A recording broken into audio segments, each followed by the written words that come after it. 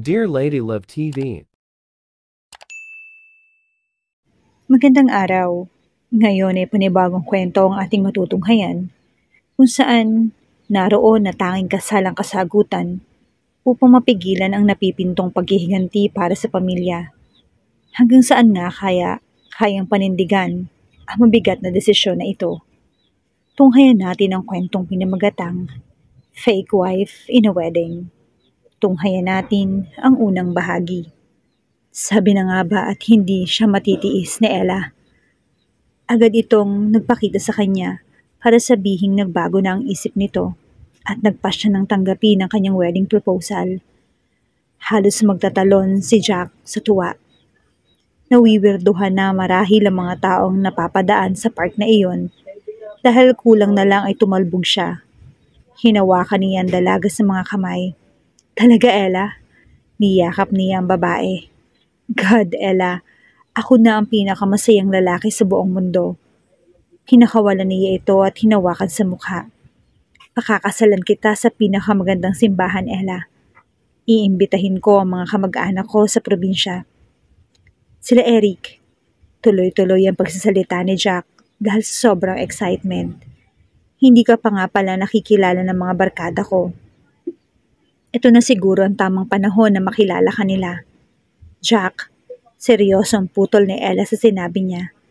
Tahimik na kasal ang gusto ko. A civil wedding. Masyadong magarbo, magastos at matagal ang preparasyon kung church wedding. I can't wait that long. Gusto ko iyong tayo lang. Lalo siyang napangiti at inilapit ang mukha sa dalaga. My God, Ella. Me too. He was almost breathless. I can't wait. Hindi kagandahan si Ella. Maliit lang itong babae, may mahaba at kulot na buhok. Morena, pero hindi ganoon kaimportante kay Jack ang panlabas na itsura nito. Halos 1 taon na rin siyang girlfriend ni Ella at ewan, pero nagustuhan niya ito dahil magkasundo sila sa lahat ng bagay. Pareho sila ng mga bagay na gusto. Pareho ng mga opinyon sa lahat ng bagay. They were not just compatible, they were meant to be. Sa wakas ay dumating ang araw na pinakahihintay ni Jack. Ang araw ng kasal nila ni Ella. Ito na yata ang pinakamasayang araw sa buhay ng lalaki. July 22, 2004. Ikakasal na sila ng kasintahan. Natapos ang palitan ng I-dos at kapansin-pansin ang panay na pag-ubo ng kanyang bride at ng kakaibang boses nito ay binaliwala na lamang ni Jack. Pero hindi niya nabaliwala nang nalaman niya na sa ilalim ng belo ay ibang mukha ang kanyang masusumpungan. Ayaw niyang mapahiya sa harap ng judge at sa harap ng mga kaibigan nag-witness ng kasal, kaya nagkunwari na lamang siya na si Ella. Si Ella talaga ang estranghera. Kaya naman pala kahit civil wedding ay nakabelo ito para matakpan ng mukha. Nakasuot ito ng high heels at simpleng dress na hanggang tuhod. Napalunok si Jack nang nasa Kiss the Bride. Nasa Kiss the Bride portion na sila. Sa sobrang respeto niya sa totoong nobya si Ella, ni hindi niya ito nahalikan man lang sa mga labi. He was planning to give her the first kiss on their wedding day. At ngayon, kung kailan plano na ni Jack na halikan ito, ibang mukha ang kaharap niya. Mas matangkad ang estranghera kaysa kay Ella. Maputi ito. Hindi niya napansin ang kulay ng balat nito dahil sa puting stockings at gloves. She was stunning, maybe because of her brown eyes. Iba-iba iyon sa itim at bilugang mata ni Ella na nakilala niya. Deep set ang mga mata ng kaharap niya at mukhang may sa Espanyola pa. Pero wala siyang pakialam kahit ito ang pinakamagandang babaeng nakita niya. Naghihimagsik ang damdamin ni Jack dahil hindi ang nakilala niyang Ella ang babaeng ito. Sa sobrang galit, marahas niyang hinagka ng estranghera sa mga labi.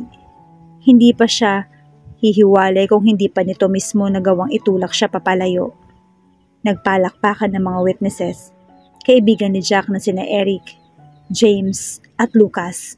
Gayon din sina Sunny, Rhea ng mga pinsan ni Ella. Umupo ka. Sigaw ni Jack nang makarating sila ng peking Ella sa hotel. Nagulat si Ella. Pero ang nagulat lang siya sa sigaw ni Jack. Expected na niya na magre-react ito ng hindi maganda. Nagtaka nga siya na hindi ito nagwala sa mismong oras ng kasal nila kanina. Unfortunately, her cousin won this time. Si Ella, ang pinsan niya. Nagpapanggap na siya para lamang ihanap siya ng mapapangasawa.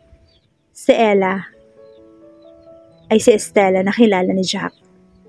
Hindi pa naman siya naghahabol sa kalendaryo. 22 years old pa lang siya. Namatay ang mga magulang niya nung 17 siya. At para sa mga pinsan niya, kailangan niya na mag-aalaga at magmamahal sa kanya. Dahil hindi siya willing sa maghanap na mag-asawa, dinaan siya sa dahas ng mga pinsan. At si Stella nga ang naghanap ng fiancé para sa kanya.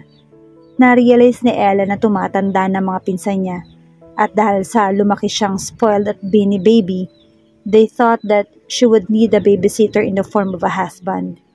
Malamang gusto na rin ng mga pinsan niya na lumagay sa tahimik, kaya sinigurong nasa maayos muna siya. Pero maayos nga ba? Komplikado ang lahat. Heto at namumula na sa galit si Jack. Nasaan si Ella? Sigaw sa kanya ng lalaki habang niluluwagan ang suot na necktie.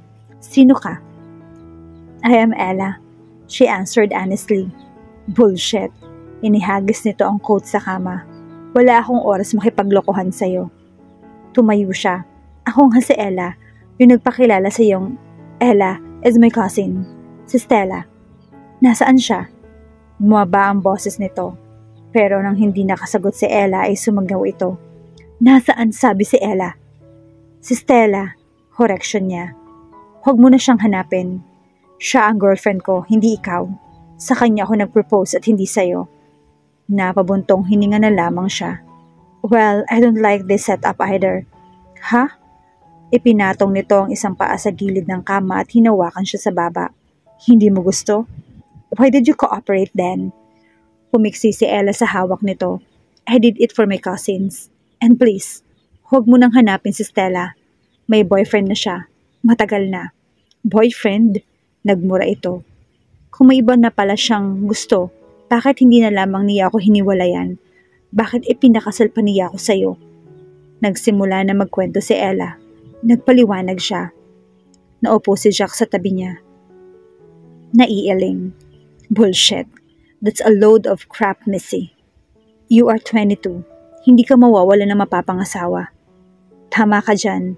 Aniya, I cried to tell my cousins that.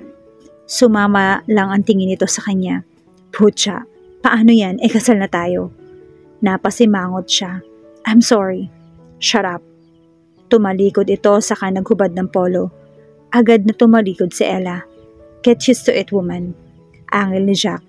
Nakitang nagtakip na mukha ang asawa. You are going to see more than this. What do you mean?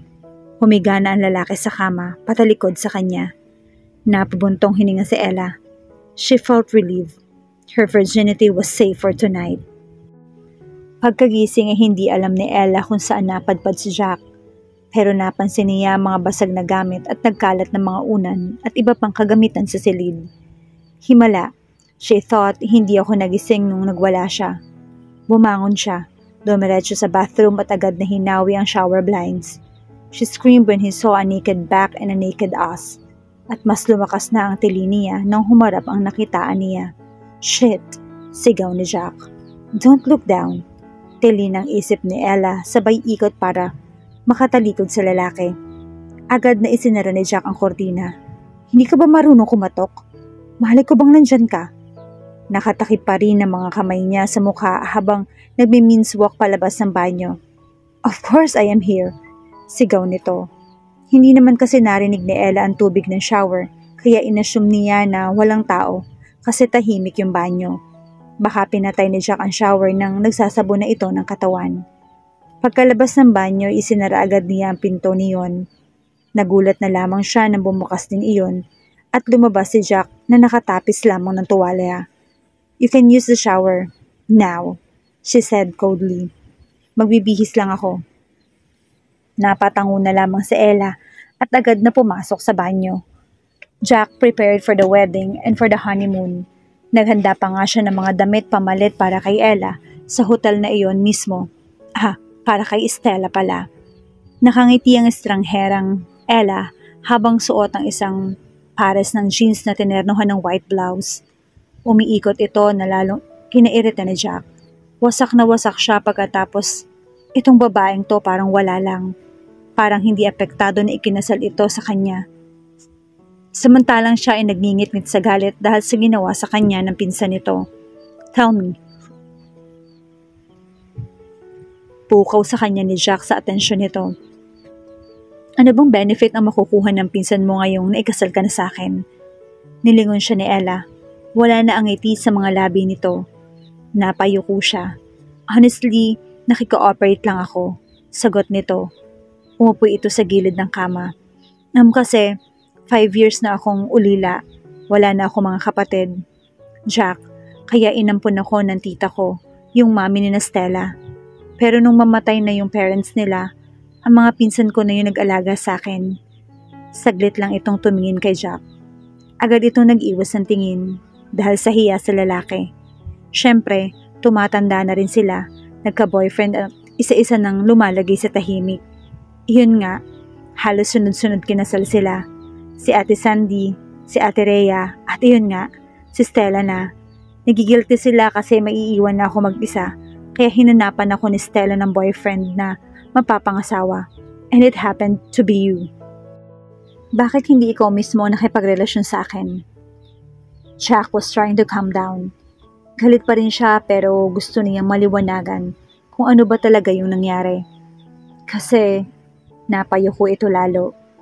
Napangitan ako sa yung ipakita sa akin si Stella ang picture mo sa FB. Napailing-iling si Jack. Hindi alam kung matatawa ba siya o lalong maiinis sa napakawalang kwentang sagot na narinig niya. At 22 pa lang ako. Bata pa ako para mag-asawa at ikasal. I know, may mga teenagers na kinakasal na agad, but I am not like them. I want to go around the world, try different delicacies, go to Disneyland, and also try all sports and stuff. Kaya naman pala hindi ka nila maiwan. Interrupt ni Jack. Saka umalis mula sa kabilang side ng kama na kinauupuan para tumayo sa harap ni Ella.